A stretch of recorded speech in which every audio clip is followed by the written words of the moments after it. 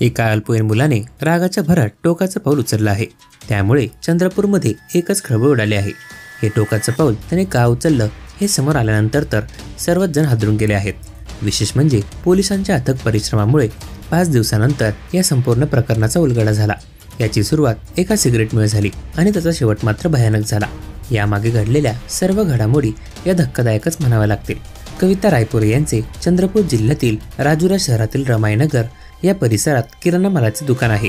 त्यांचे वय जवळपास 53 वर्ष आहे। त्याच हे दुकान चालवतात। त्या दुकानात असताना एक अल्पवयीन तरुण तिथे आला। त्याने त्यांच्याकडे सिगरेटची मागणी केली। त्यानुसार कविता यांनी त्याच्याकडे पैशांची मागणी केली, पण आपल्याकडे पैसे नाहीत असं त्या अल्पवयीन तरुणाने सांगितलं। आपल्याला उधार सिगरेट द्या असं तो म्हणाला, पण कविता यांनी त्याला उधार सिगरेट देण्यास नकार दिला। सिगरेट उधार देण्यास नकार दिल्याने त्या अल्पवयीन तरुणाची सटकली। आपला अपमान झाला आहे असं त्याला वाटू लागलं।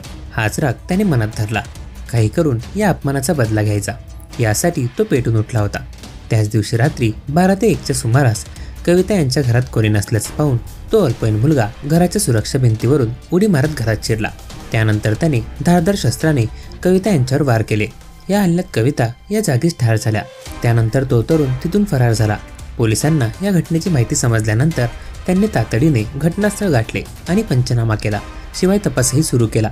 सुरुवातीला पोलिसांच्या हाती फार काही लागलं नाही। त्यांनी जवळपास 40 संशयितांना ताब्यात घेतलं। चौकशी केली पण काहीच सापडलं नाही। त्यानंतर शहरातील वेगवेगळे सीसीटीव्ही कॅमेरे चेक करण्यात आले।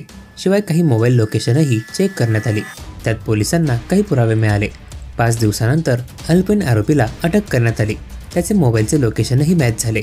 राजुरा पोलिसांनी आरोपीकडे चौकशी केली। त्याला पुरावे दाखवले। मोबाईल लोकेशन कुठे होते हेही त्याला सांगितले। त्यानंतर आपण आता फसलो आहोत याची जाणीव त्याला झाली। त्याने आपला गुन्हा कबूल केला। शिवाय हा खून का केला याची कबुलीही दिली। सिगरेट उधार दिली नाही याचा आपल्याला राग आला।